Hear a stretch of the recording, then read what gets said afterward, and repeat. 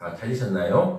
그러면 합독하시겠습니다. 그일라 사람들이 나를 그의 손에 넘기겠나이까? 주의 종이 들은 대로 사울이 내려오겠나이까? 이스라엘의 하나님 여호와여, 원하건대 주의 종에게 일러 주옵소서 하니 여호와께서 이르시되 그가 내려오리라 하신지라. 다윗이 이르되 그일라 사람들이 나와 내 사람들을 사울의 손에 넘기겠나이까 하니 여호와께서 이르시되 그들이 너를 넘기리라 하신지라.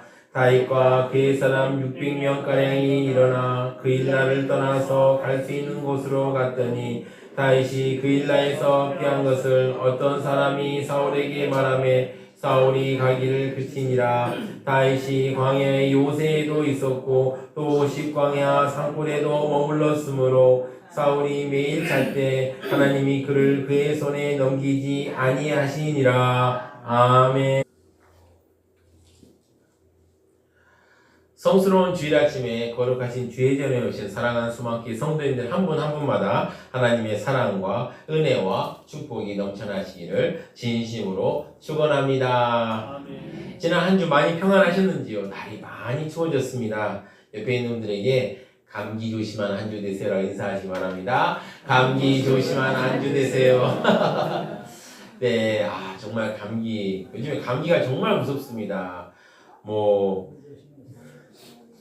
지난주 목요일날 떡볶이를 나눠줬는데, 이게 떡볶이 나눔이 있었는데, 그때도 어떤 한 친구가 기침을 캘렉캘렉 하고 오더라고요. 근데 물어보니까 폐렴이라고 그러더라고요. 그래서 이야, 감기가 이렇게 무섭나라고 생각이 들더라고요. 그래서 여러분 진짜 감기 조심하시고 특히 체온 관리 잘 하시길 바랍니다. 제가 어디서 읽은 이야기입니다.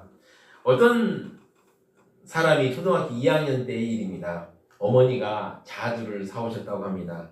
지금도 과일이 요즘은 좀 싸졌더라고요. 요즘 가니까 많이 가격이 감도 많이 내리고 싸졌는데 그래도 어쨌든 과일이라는 게 참 귀하죠. 그런데 과거에는 구경하기 어려운 건 아니었습니까? 그래서 그분이 4살이 누나가 한 명 있었는데 함께 맛있게 먹었다고 합니다. 그런데 다 먹다가 자두 한 알이 딱 남았습니다. 근데 이게 진짜 빨갛게 잘 익은, 저 사진에 보는 저런 자두였던 것 같아요. 입에 딱 넣으면 사르르 녹을 것 같았답니다. 그래서 그 사람이 이제 먹어야지 하고 딱 먹으려 하니까 4살이 누나가 그걸 딱 가로막았습니다. 뭐라고 했는지 아십니까? 야, 빨간 거 먹으면 죽는다. 백설공주 빨간 사과 먹고 죽었잖아 라고 얘기한 것입니다. 그거 버리기 이리 줘 그러는 거예요. 이거 먹으면 죽는다고 얘기합니다. 그러니까 그 동생이 듣고 그럴듯하거든요. 그래서 그냥 줬습니다. 순진하게. 누나가 그래 누나가 거짓말 하진 않겠지. 진짜 알았어 하고 조금도 의심 없이 자두를 건네줬다 합니다. 그런데 그 누나가 자두를 주자마자 입속으로 낼름 집어넣는 거 아니겠습니까? 그러자 동생이 놀랐습니다. 누나 괜찮아? 아니 죽는다고 했잖아. 빨리 뱉어봐 라고 걱정을 했다고 합니다. 그러자 누나가 이렇게 얘기했다고 합니다.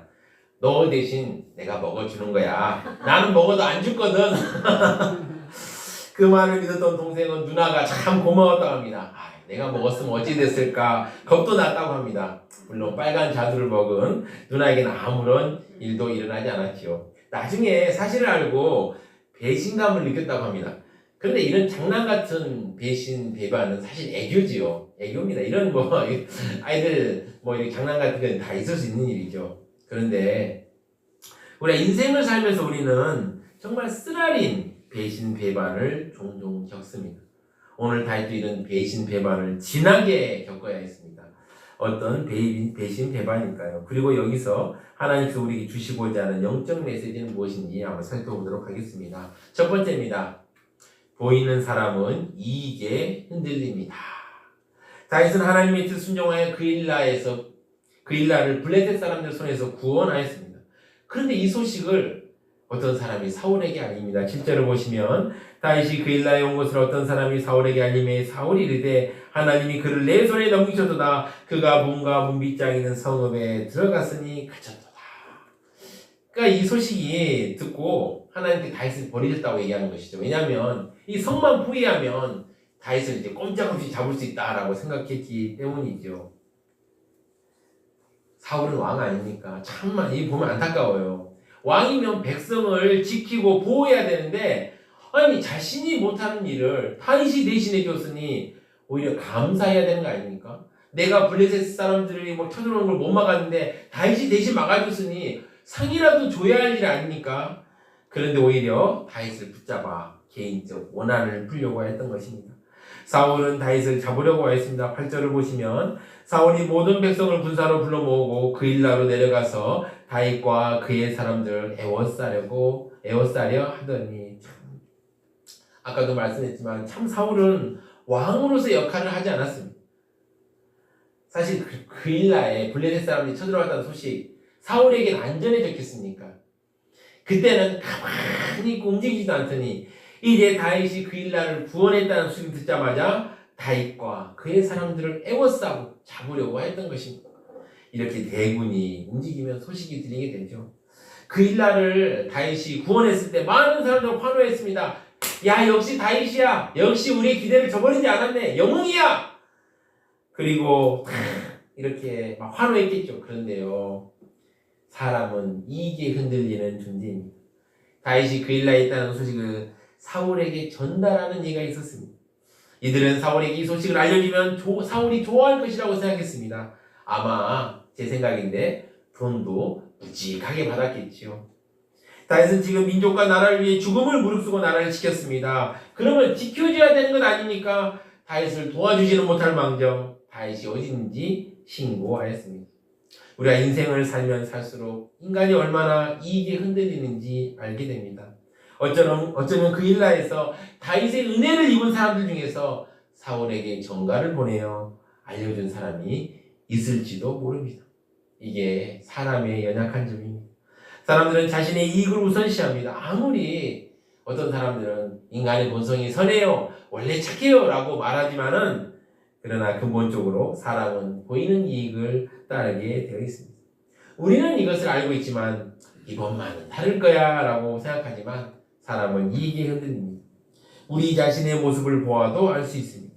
그럼 이런 사람을 의지하면 어떻게 될까요? 두 번째입니다. 보이는 사람을 의지하면 실망합니다. 그렇죠. 보이는 사람을 의지하면 실망하게 됩니다. 9절을 보시면 다윗은 사울이 자기를 헤아리는 음모를 알고 제사장 아비아달에게 이르되 에봇을 이리 가져오라 하고 하나님 뜻을 묻는 도구죠. 지금은 없습니다. 지금은 은혜의 시기이기 때문에 여러분들이 기도하면 하나님께 여러분들에게 하나님 뜻을 깨닫게 해주십니다. 어쨌든 그 당시에는 이런 특별한 은혜의 시대가 아니기 때문에 이런 도구가 있었습니다. 가져오라 하죠. 그리고 10절을 보시면 다윗이 이르되 이스라엘 하나님 여호와여 사울이 나 때문에 이 성읍을 멸하려고 그일라로 내려오기를 꾀한 다음을 주의 종이 분명히 들었나이다. 다윗은 하나님께 사울이 자신을 공격하려 함을 말하며 기도합니다. 그러면서 궁금해하는 것을 물어봅니다. 11절을 보시면 그일라 사람들이 나를 그의 손에 넘기겠나이까? 주의 종이 들은 대로 사울이 내려오겠나이까? 이스라엘 하나님 여호와여 원하건대 주의 종에게 일러 주옵소서 하니 여호와께서 이르시되 그가 내려오리라 하신지라. 여기서 그일라 사람들은 일반 백성이 아니라 지도자들을 말합니다. 다윗은 그일라의 지도자들이 자신을 사울에게 넘겨줄 것을 염려하고 있습니다.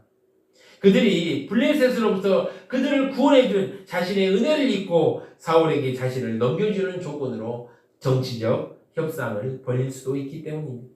그리고 진짜 사울이 내려올지도 궁금했습니다. 그러자 하나님께서는 사울이 내려올 것이라고 말씀하셨습니다.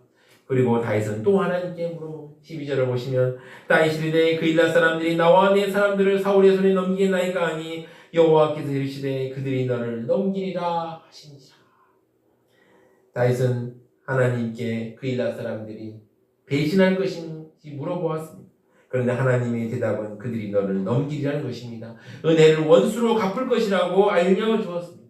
아까도 말씀드렸지만 그일라 사람들은 다윗으로 인해 큰 은혜를 입었습니다. 어쩌면 1년 수입이 다 날아갈 동안 그 땀 흘려 지은 농산물과 짐승과 여러 재산들이 그냥 다 날아갈 것을 다윗이 목숨을 걸고 싸워서 가져왔고 그일라 사람들이 도로 주었습니다. 그때는 다윗을 환영하고 칭송하였습니다. 그러나 다윗과 함께 운명을 맞이할 용기는 없었습니다. 그들 또한 상황이 불리해지면 다윗을 배신할 수 있었습니다.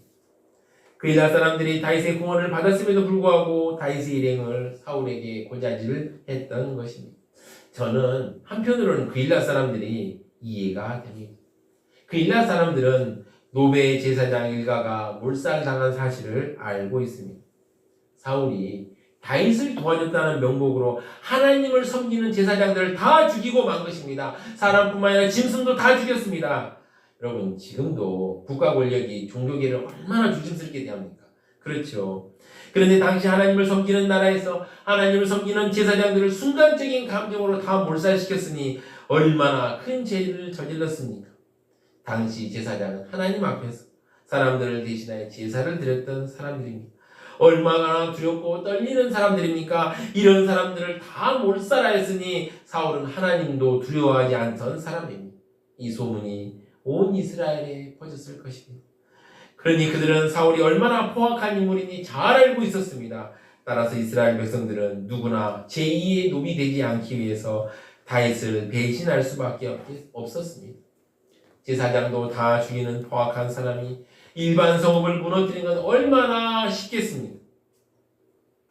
사울의 보복을 그일라 사람들은 피하고 싶었을 것입니다. 그렇습니다. 인간은 은혜를 받고도 자기에게 닥칠 해를 두려워하거나 혹은 이기적인 목적으로 배은망덕한 행위를 할 수 있는 나약함을 가지고 있습니다. 우리가 항상 말하죠. 신의를 지켜야 돼, 약속을 지켜야 돼 라고 강하게 주장하는 것은 또 이게 당연한 의무이기도 하지만 위기가 닥쳤을 때 쉽게 배반하기 때문에 더욱 더 강조합니다. 다윗은 은혜를 베푼 동족조차 믿을 수 없게 되었습니다. 다윗은 더 이상 발붙일 곳이 없을 정도로 사면에 적을 두고 있는 것 같은 절박한 상황이었습니다. 누구 하나 다윗을 위해서는 물 한 모금 줄 수도 없는 상황이 전개되고 있습니다. 우리는 사람이 얼마나 연약한 존재인지 알고 있어야 합니다. 우리가 조폭 영화 같은 때 보면 막 형님 아우 하면서 막 끈끈한 막 의리가 보여지는 거 보면 그래 의리지 의리 이렇게 말하지만 그 세계를 아는 사람들이 이렇게 말합니다. 그 세계만큼 배신배반이 잦은 곳이 없다고 라고 말합니다. 우리는 사람들에게 많은 기대를 합니다. 아유 내가 이 정도 했으니 저 사람도 이 정도 해주겠지. 그리고 실제로 그 상황을 자신의 입장에서 아주 유리하게 해석합니다. 저는 실제로 해본 적은 없습니다만 작은 지방선거를 도와주던 어떤 사람의 말을 들어본 적이 있습니다. 이 작은 선거인데도요, 나름 치열한 유세와 선거운동이 있었습니다. 그런데 그분이 상황을 아주 낙관하는 것입니다. 그 후보가 지역에도 오래 있었고 또 그 후보를 아는 사람들이 다 지지한다고 했다고 정말 아주 잘 될 것이라고 이렇게 낙관하고 있었던 것입니다. 그때는 옛날이나 지금같이 이제 여론조사가 활발하게 실행되지 않았던 때라 더 낙관적인 예상을 할 수 있었던 것 같습니다. 그런데 개표날이 되었습니다. 개표날이 됐는데 다른 경쟁 후보하고 비교할 수 없을 정도로 말도 안 되게 낮은 지지를 받아 떨어진 것을 제가 보았습니다. 여러분 우리가 선거뿐이니까 사업을 해도 어디서 어떤 일을 할 때도 도와주겠다, 힘이 되겠다는 사람들 있습니다. 물론 진짜 힘이 되고 도움이 되는 사람도 있지만 말뿐인 사람도 참 많지 않습니까? 인생 경험이 짧은 저도 이런 사람들을 많이 보는데 하물며 인생 경험이 풍부하신 성도님들은 이런 말뿐인 사람을 얼마나 많이 보겠습니까? 우리는 인생의 풍파 속에서 이런 일을 많이 겪습니다. 내 편인 줄 알았는데 내 사람인 줄 알았는데 실망하기도 하고 그런 사람들을 보며 또 낙심하기도 합니다. 그렇습니다. 여러분 사람을 보면 실망합니다. 사람을 보면 낙심합니다. 여러분 이걸 생각하며 하나 찬양 하나 했으면 좋겠습니다. 사람을 보며 세상을 볼 땐 힘차게 찬양하시기 바랍니다. 박수로 찬양하겠습니다.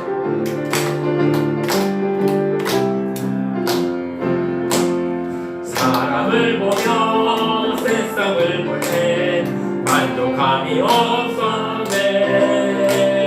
나의 하나님 그분을 뵙네.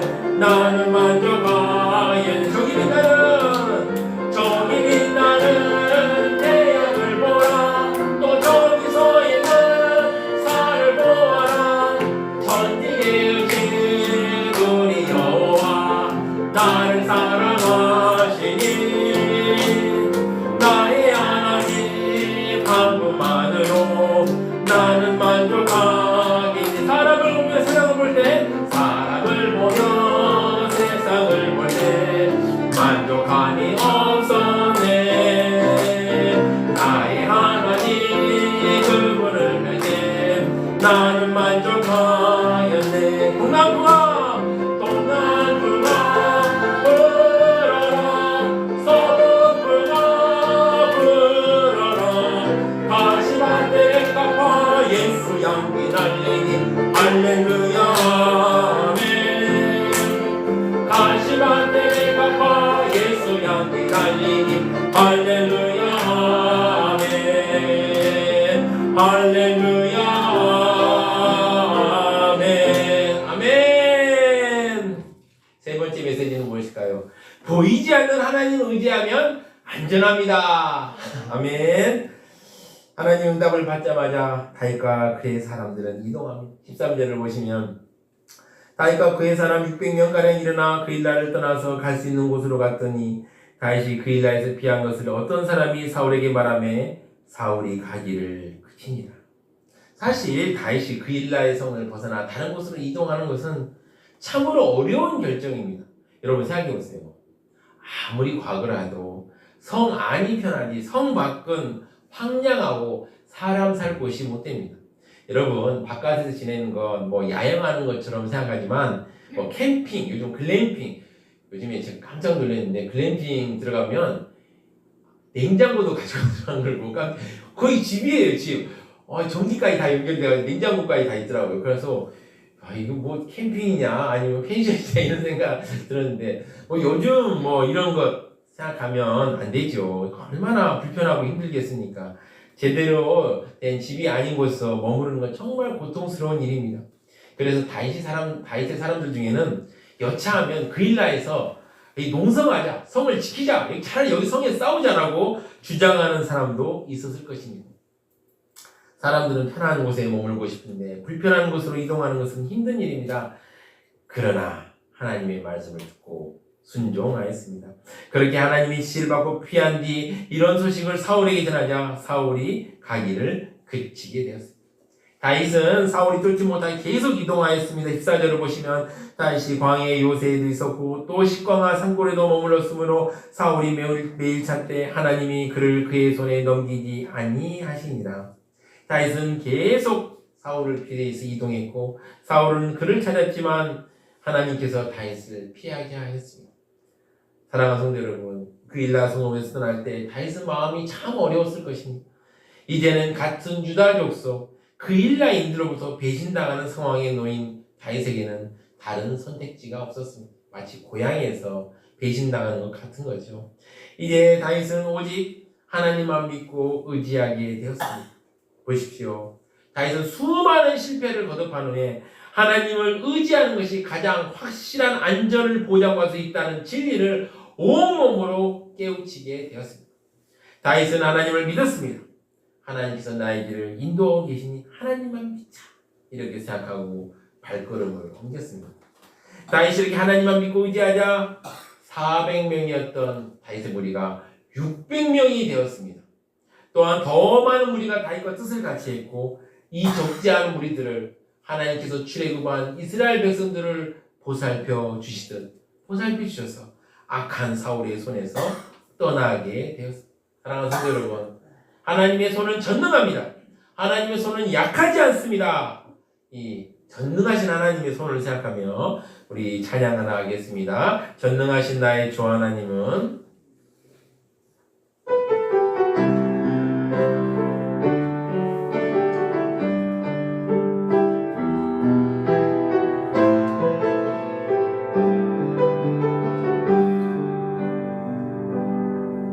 전능하신 나의 주 하나님은 능치 못하실 일 전혀 없네.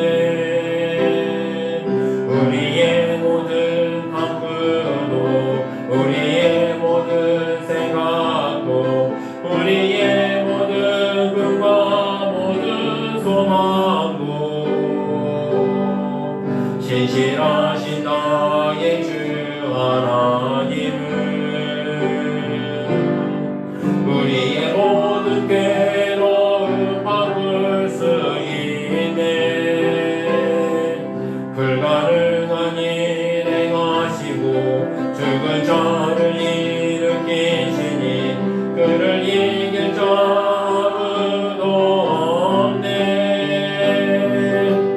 주의 말씀을 의지하여 깊은 곳에 금을 던져 오늘 그가 놀라운 일을 이루시는 것 보라. 주의 말씀을 의지하여 믿음으로 금을 던져 믿는 자에게 능치 못함 없네. 주의 말씀 의지하여 주의 말씀 의지하여 깊은 곳에 금을 던져 오늘 그가 놀라운 일을 이루시는 것 보라. 주의 말씀 의지하여 믿음으로 금을 던져 믿는 자에게 능치 못함. 주의 말씀 의지하여 주의 말씀 의지하여 깊은 곳에 금을 던져 오늘 그가 놀라운 일을 이루시는 것 보라.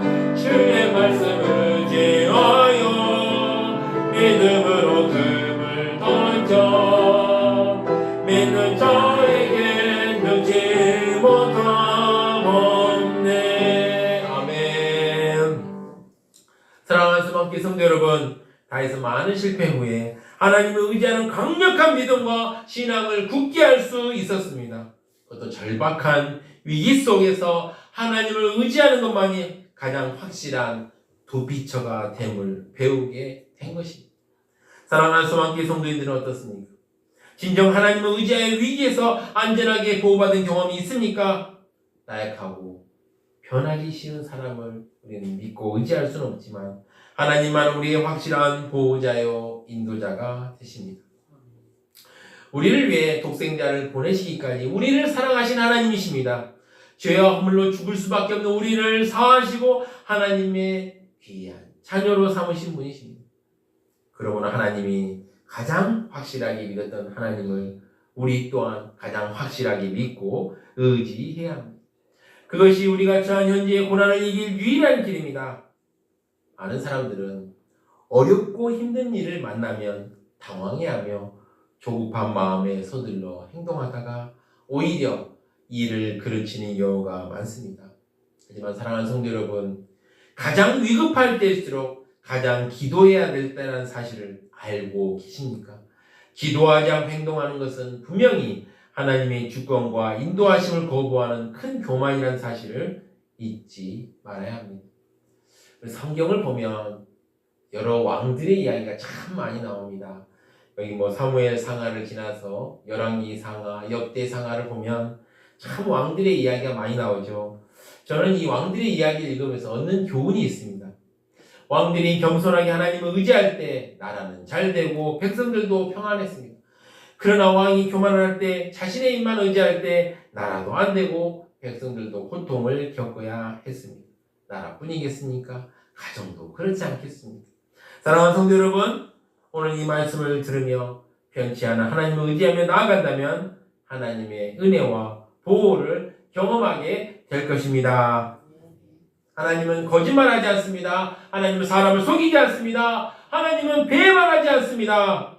다윗처럼 하나님 의지하여서 하나님께 주시는 보호와 은혜를 누리는 사랑하는 소망교회 성도님들 되시기를 진심으로 축원합니다. 다같이 합심하여 기도하겠습니다. 하나님과 동행하며 의지하여 하나님의 보호와 은혜를 누리도록 이 기도님을 두고 주여 한번 외치고 힘차게 기도하시겠습니다. 주여! 주님의 감사합니다. 아버지 붙잡아 주시고 아버지 함께 하시옵소서.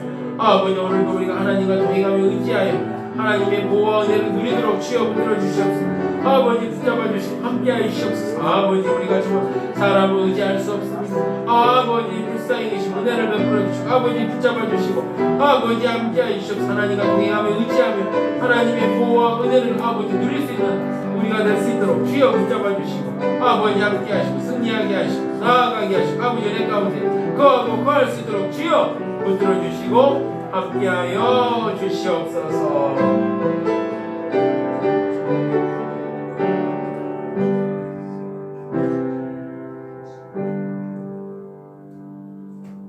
신실하신 하나님 아버지, 오늘 말씀을 통해 신실하신 하나님을 알게 하시니 감사합니다. 신실하신 하나님을 믿고 의지하여 하나님의 보호와 은혜를 누리게 하여 주시옵소서. 이 모든 말씀 우리 주 예수 그리스도 이름으로 기도드립니다. 아멘.